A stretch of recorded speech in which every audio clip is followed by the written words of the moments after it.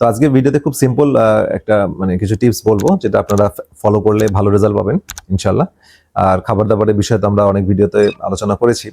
তো মেইন কথা হচ্ছে যে এখানে সমস্যা হচ্ছে হরমোনাল ইমব্যালেন্সটাকে ব্যালেন্সে নিয়ে আসা। ঠিক আছে, এই জন্য আমরা 10 মিনিট প্রতিদিন যদি 10 মিনিট নিজের জন্য ব্যয় করি, খুব সহজ কিছু নিয়ম কারণ আমি বলবো, যেটা ফলো করলে আপনারা খুব ভালো একটা রেজাল্ট পাবেন। সকালবেলা ঘুম থেকে উঠে আপনার 1 কাপ একটা সুপার ড্রিঙ্কস খাবেন, যেটা আমাদের মেটাবলিজম বাড়াবে। সেই ড্রিঙ্কসে থাকবে আপনার সকালবেলা খালি পেটে 1 কাপ কুসুম গরম পানি নেবেন, তারপরে 1 চা চামচ এখানে দারুচিনির গুঁড়া নেবেন, 1 টেবিল চামচ এখানে ফ্লাক্সিড বা তিসির গুঁড়া নেবেন, তারপরে হচ্ছে এখানে একটা লেবু অথবা 1 টেবিল চামচ লেবুর রস অথবা 1 টেবিল চামচ অ্যাপেল সিডার ভিনেগার এখানে দিবেন, বা লাইম জুসও হতে পারে, সেটাও হতে পারে। আর এখানে 1 চিমটি হিমালয়ান পিঙ্ক সল্ট অ্যাড করবেন, দিয়ে ড্রিঙ্কসটা তৈরি করে সকালে এটা স্পেশালি খালি পেটে এটা খাবেন।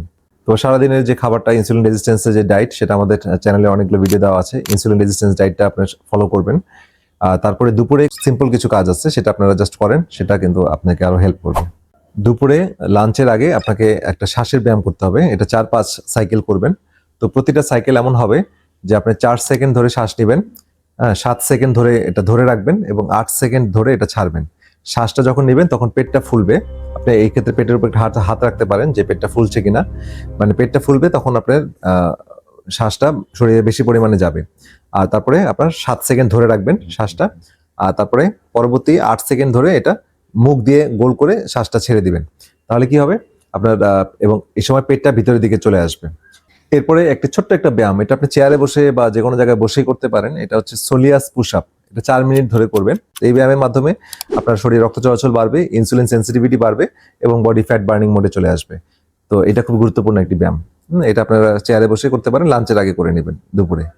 এরপর রাতের 3 মিনিটের একটা ড্রিঙ্কস, আবার একটা ড্রিঙ্কস খাবেন ঘুমানোর আগে। সেই ড্রিঙ্কসটা আপনি দুধ ব্যবহার করবেন, তবে এটা অবশ্যই ডেইরি দুধ হবে না, এটা হবে ভেজিটেবল। যেমন আপনার অ্যালমন্ডের দুধ হতে পারে, কাঠবাদামের দুধ অথবা কোকোনাট মিল্ক।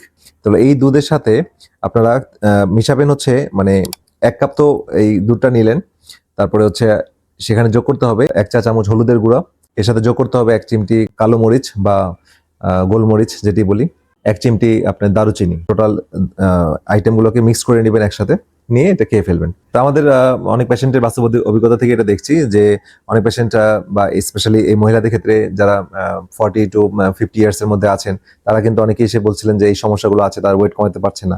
তো তারা এটা শুরু করার পর 1-2 মাসের মধ্যেই তাদের কিন্তু পেটের 1-2 ইঞ্চি মেদ কমে গেছে এবং তাদের ওয়েটও কমে গেছে।